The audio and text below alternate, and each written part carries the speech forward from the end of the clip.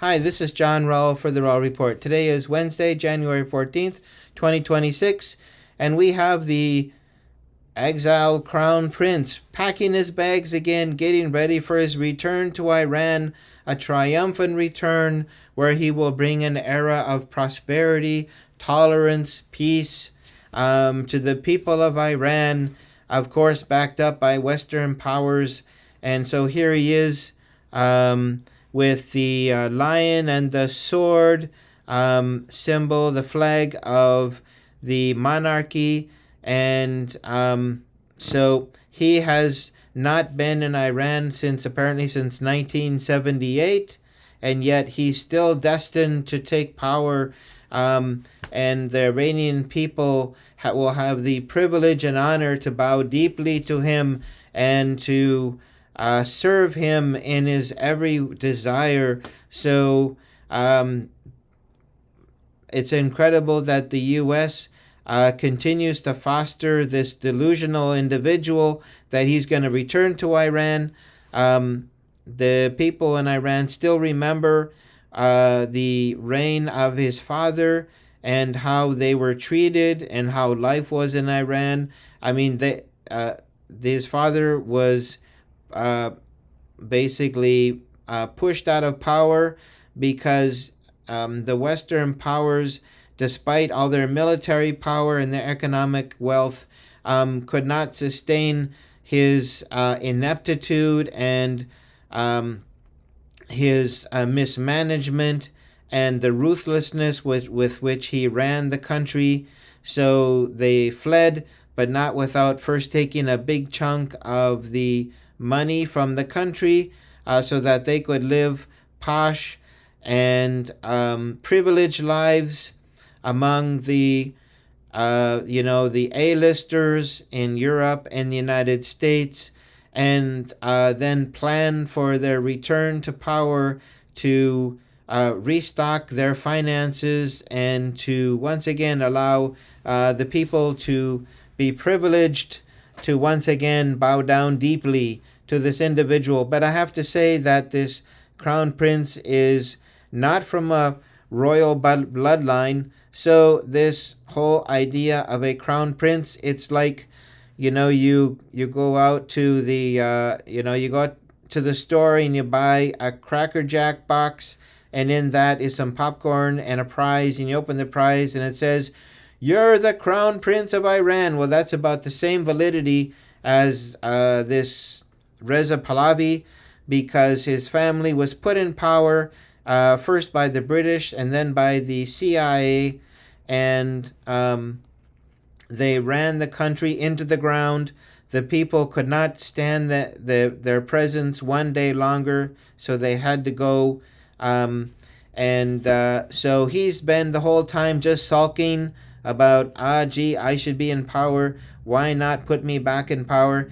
And he's been living down the street from the CIA.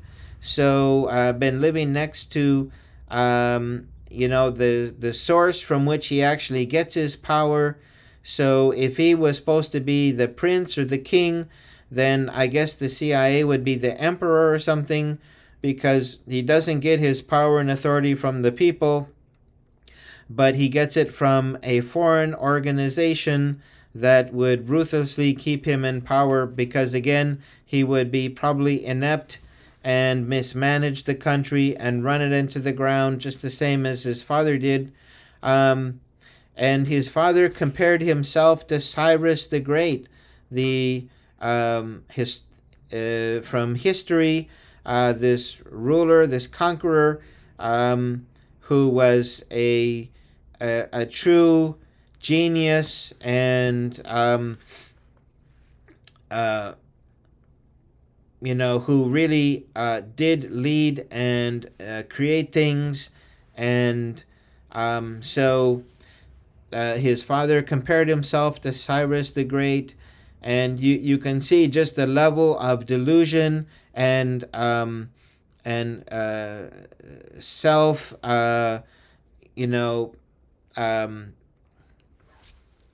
deification of this family they just, look at themselves in the mirror and think that they're the God's greatest gift to humanity. Well, I'm sorry, you ain't.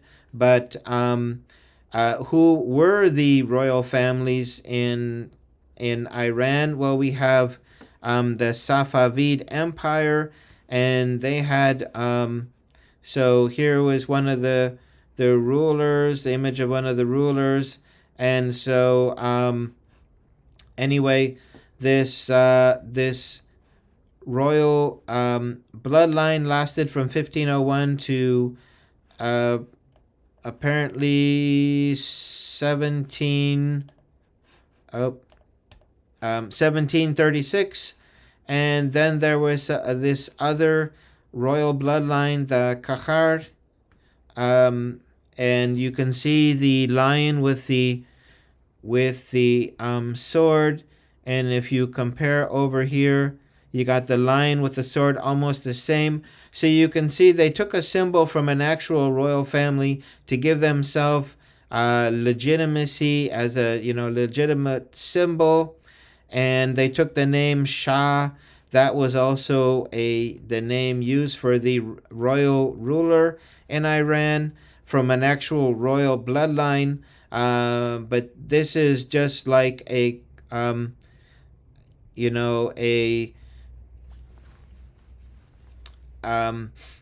purchased royal title, and has nothing really in reality. Somebody on X here posted about all the things that this family did for Iran. Came into power originally through a British-backed coup, and the British took the oil and transport routes and trade and impoverished the people. And then the son, Mohammad Reza Pahlavi, returned to power in 1953 through an American-British coup. That was Eisenhower at the time. And so they handed Iran's oil to the West. Iranian oil financed the British economy, American corporations, Israeli armament, and more than it financed Iran's own development. They only got a small part, and that small part was basically went into the pockets of the Shah, so that they could live this posh and privileged lifestyle. They destroyed Iranian democracy. They created one of the most brutal repressive apparatuses in the world, the Sabak, supported by the CIA and Mossad. They turned Iran into an American-Israeli base. They looted the economy for the benefit of the ruling family. The Shah was a billionaire while millions of Iranians lived in slums. So, posh, privilege, and everyone is obligated to bow deeply, even though you're living in misery. They destroyed villages and farmers. They created the 1979 explosion, and there was a massacre, I believe, in 1978. So basically, I'm going to post all this below in the description, so you're welcome to see that. So this post does a pretty good job of summarizing up why the Shah is not well remembered in Iran, and why this crown prince, the Cracker Jack box prize title, paid for by either the British or U.S. governments, nothing to do with an actual royal bloodline. So anyway, that is the Shah of Iran. And then, I saw this video from Mark Felton Productions, and he makes great videos. But sometimes when you try to do history on the fly, like history happening, you tend to get caught up in some of the hype.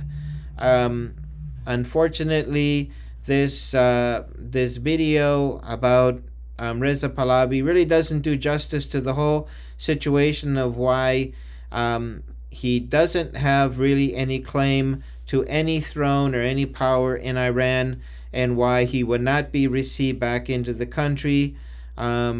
Just thinking about the mismanagement, the poverty, the torture, all the abuses of human rights, the destruction of the democracy.